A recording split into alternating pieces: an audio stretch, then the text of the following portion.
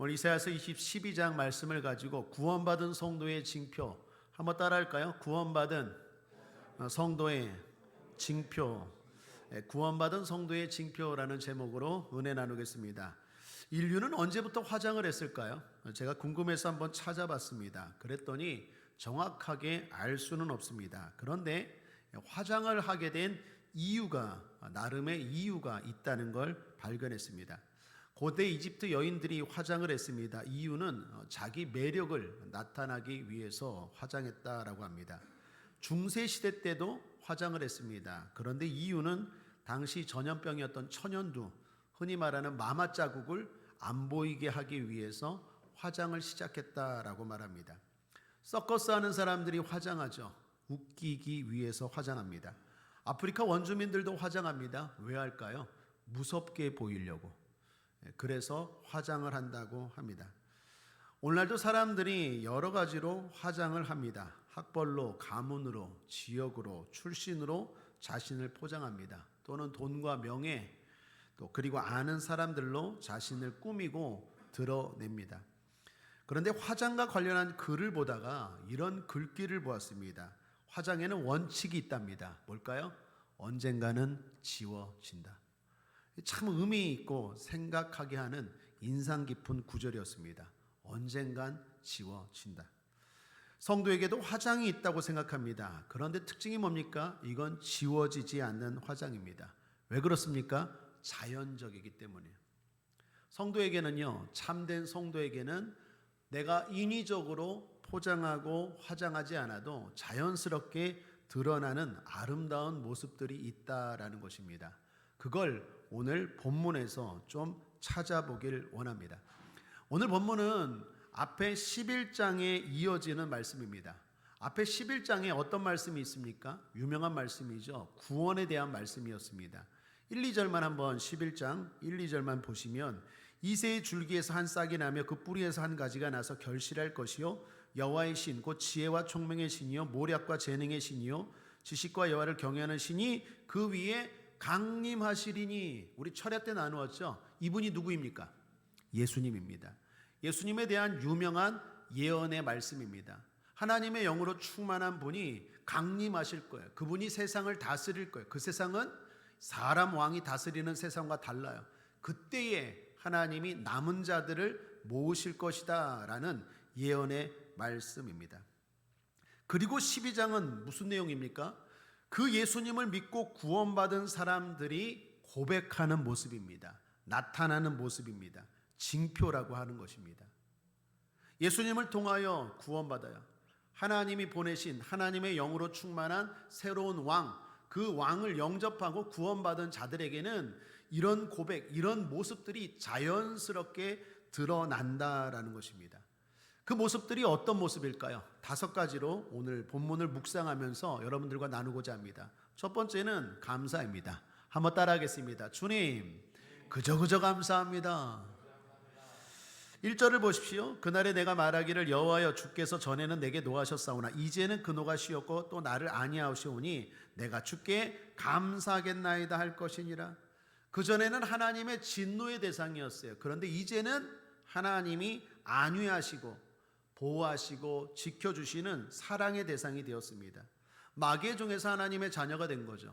바울도 에베소서에서 이런 말씀하지 않습니까? 에베소서 2장 3절에 전에는 우리도 다 그 가운데서 우리 육체의 욕심을 따라 지내며 육체와 마음에 원하는 것을 하여 다른 이들과 같이 본질상 진노의 자녀였더니. 전에는 우리도 하나님이 대할 때 진노의 자녀였어요. 저거 어떻게 심판할까? 진노의 자녀였어요. 그런데 에베소서 2장 13절 이제는 전에는 이제는 대꾸죠. 이제는 전에 멀리 있던 너희가 그리스도 예수 안에서 그리스도의 피로 가까워졌느니라. 사랑하는 여러분, 우리는 하나님과 가까운 사이인 것 믿으시길 바랍니다. 하나님과 친밀한 사이예요. 성경에 보면 하나님이 아브라함을 친구처럼 모세를 얼굴과 얼굴을 대면하여 맞대어 이야기했대요. 친구처럼 이야기했대요.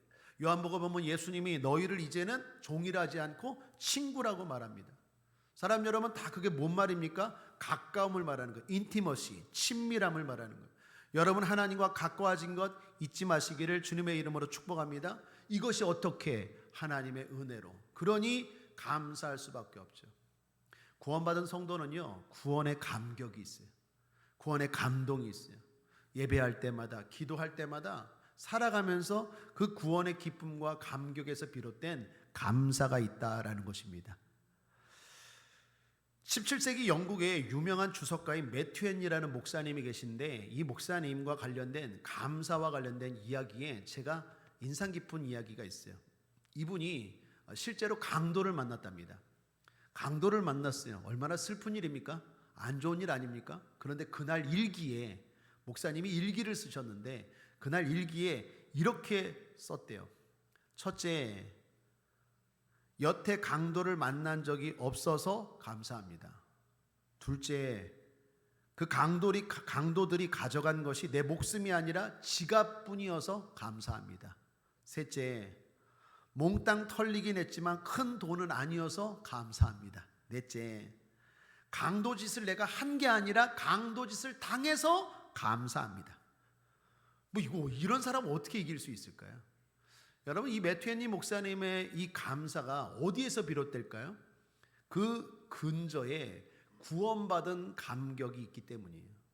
구원받은 감격, 구원받은 은혜에 대한 감사가 있는 사람은 어지간한 일에 불평하지 않아요. 낙심하지 않아요. 절망하지 않습니다.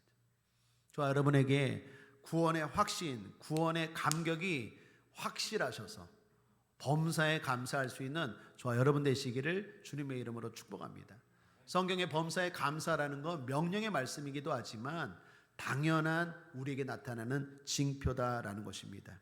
둘째로 본문에서 발견하는 구원받은 자의 징표는 용기입니다. 한번 따라하겠습니다. 주님, 나는 두렵지 않습니다. 2절을 보십시오. 보라, 하나님은 나의 구원이시라. 내가 의뢰하고 두려움이 없으리니 주 여호와는 나의 힘이시며 나의 노래시며 나의 구원이심이라. 두려움이 없으리니 하나님을 의뢰합니다. 하나님이 배후에 있습니다. 두렵지 않습니다. 여러분, 다윗을 보십시오. 소년임에도 용기가 있죠. 곰을 만나도 용기가 있고 사자를 만나도 용기가 있어요. 골리앗을 만나도 용기가 있고 사울 왕 앞에서도 용기가 있고 이방 나라 앞에서도 용기가 있습니다. 왜 그렇습니까? 하나님을 의뢰하니, 하나님을 의지하십시오. 하나님이 함께 하십니다. 그런 사람들은 자연스럽게 삶에서 담대함이 옵니다. 용기가 있어요. 두려움이 없으리니. 주님이 고아처럼 우리를 버려두지 않습니다. 함께 하십니다. 함께 하실 뿐만 아니라 머리털까지 세신 바 된다고 했어요. 아침에 머리 감을 때 수도 없이 머리가 빠지지 않습니까? 그 머리털까지 세신 바 된다. 무슨 말입니까? 그토록 세심하게, 친밀하게 우리를 보호하시고 함께 하신다라는 것입니다. 예수님의 제자들 보십시오. 겁쟁이였죠. 그런데 주님 만나고 구원받은 다음에 특징이 뭡니까? 담대하잖아요. 죽음까지도 두려워하지 않는 담대함이 있습니다.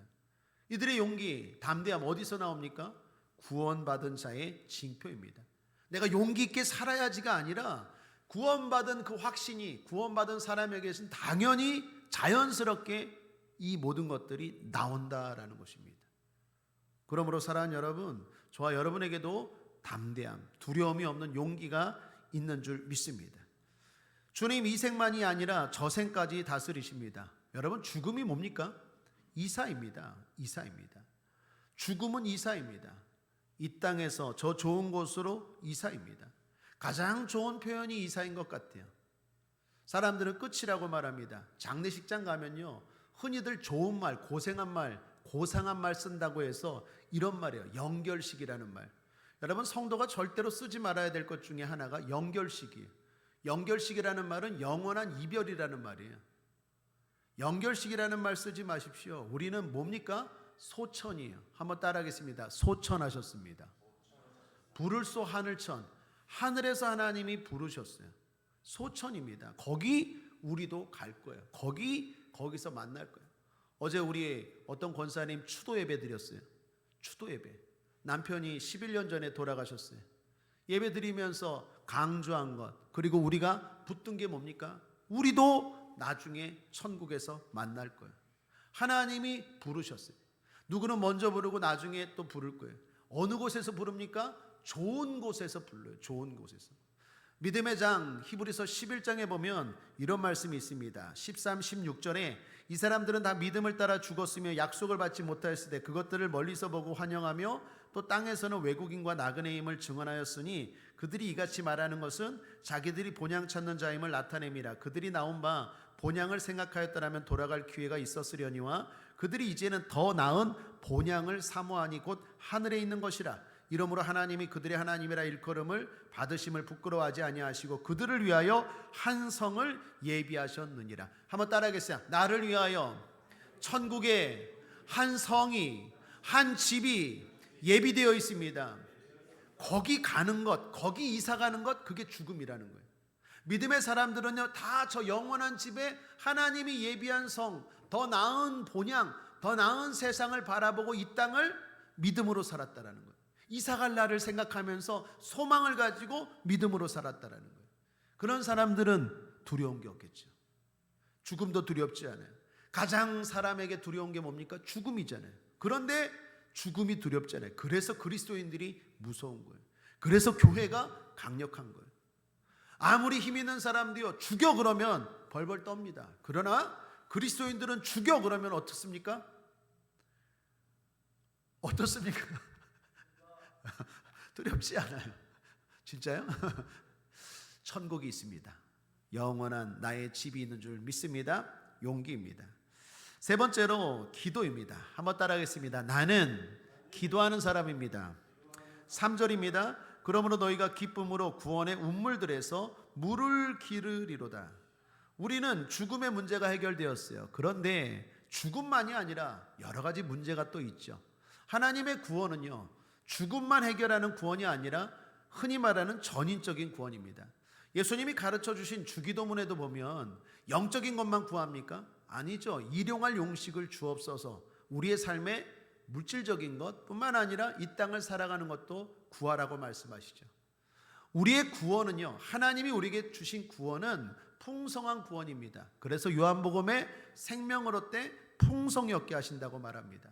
생명이라는 것 생각해 보십시오. 병원에 있는 사람도 살아있는 사람입니다. 그러나 그 생명이 아니라 건강한 생명, 그냥 살아있는 게 아니라 행복한 생명을 주님이 주시는 줄 믿습니다. 그러기 위해서는 문제가 해결돼야죠. 죽음의 문제뿐만 아니라 살다 보면 문제의 연속 아닙니까? 문제의 연속인데 구원받은 사람들은 그 문제를 만날 때마다 어떻게 합니까? 성도도 문제를 만나요. 불신자도 문제를 만나지만 신자도 문제를 만나요. 불신자는 어떻게 해결합니까? 자기 나름대로 자기 힘을 가지고 세상적인 방법으로 해결하지만 믿음의 사람들은 어떻게 해결하죠? 기도합니다. 그게 3절 말씀의 의미예요. 구원의 운물들이 복수입니다. 구원의 운물들이 있어요. 거기서 어떻게 해요? 물을 기른대요. 물을 기른다는 표현이 뭡니까? 기도한다라는 거예요. 우리 속담에 운물가까지 데려갈 수는 있어요. 그러나 뜨는 건, 먹는 건 내가 해야 돼요. 주님이 다 예비해 놓으셨어요. 구원의 운물들을 마련해 놓으셨어요. 이곳이 구원의 운물들인 줄 믿습니다. 이제 여러분들이 기르셔야 돼요. 기르셔야 돼요. 기르는 게 뭡니까? 기도예요. 구하면 기르고, 찾으면서 기르고, 두드리면서 기르십시오. 그럴 때 하나님이 구원의 운물들을, 구원의 물들을 주실 줄 믿습니다. 무엇 때문에 어렵습니까? 어떤 문제를 만나셨습니까? 주님 구원의 운물들 다 만들어 놓으셨습니다. 십자가를 통하여, 지금 사순절 기간인데 십자가를 통하여 다 마련해 놓으셨습니다. 이제 내가 기름